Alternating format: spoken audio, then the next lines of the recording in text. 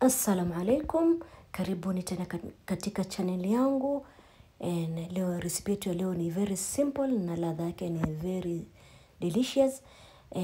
Naomba kama wewe ni mpya kwa channel yangu, naomba usubscribe, ulike, comment, ushare kwa wenzako ili upate kufaidika. Hapa niko na viazi kilo moja, nimekatakata vizuri vipande vipande na nimeosha vizuri. Kwenye jiko langu nimeweka maji, imechemka vizuri.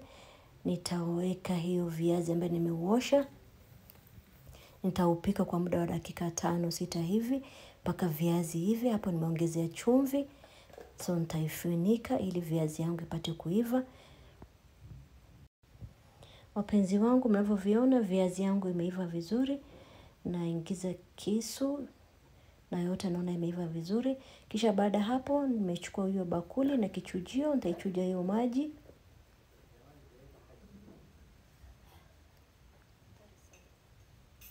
Kisha baada hapo wapenzi wangu nitaibonda bonda. Nitatumia hiyo inaitwa nini hii smasher. Nitaibonda bonda naye vizuri. Kama huna hili waweza bonda bonda na ile mwiko ama kitwangio yoyote. Kisha baada hapo wapenzi wangu, kwenye sufuria nyingine nimeweka mafuta kijiko 2 hivi. Nikakata kitunguu kidogo kidogo na hoho kidogo. Nitaikaranga hapo mnavyoviona. Napika leo restaurant style. Ni viazi inapikwa na nyama ya kuku ambayo ni tamu sana. Unaweza kufanya dinner, unaweza fanya lunch. Watoto wanapenda sana. Kisha baada hapo wapenzi wangu nimeongeza kitunguu saumu nusu kijiko. Kisha baada hapo ile viazi nimebonda bonda ndio nimeiweka kwenye sufuria. Nitaichanganya vizuri.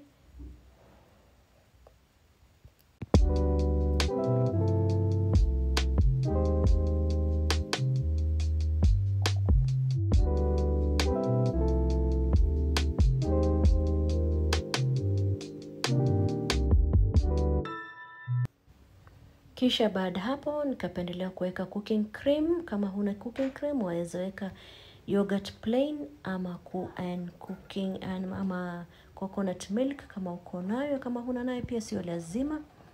Naichanganya vizuri mnavyoviona wapenzi wangu. Kisha baada hapo nikaongeza na dania.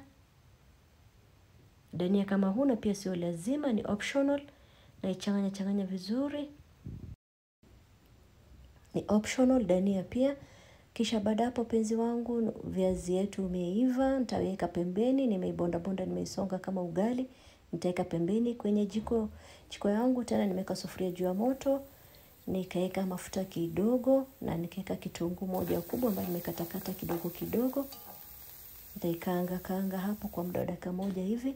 Kisha nikaongeza na kitunguu saumu nusu kijiko.